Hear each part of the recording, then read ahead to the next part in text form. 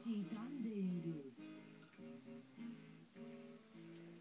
普段ね、でも食べてないから、やっぱり買って食べちゃう。そうだよね。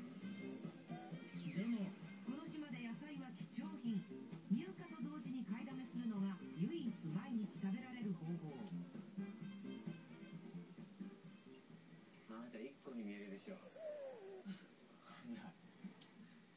胃袋ついた私。3つ。25年住んでこれだけ必要だっていうのが身に染みて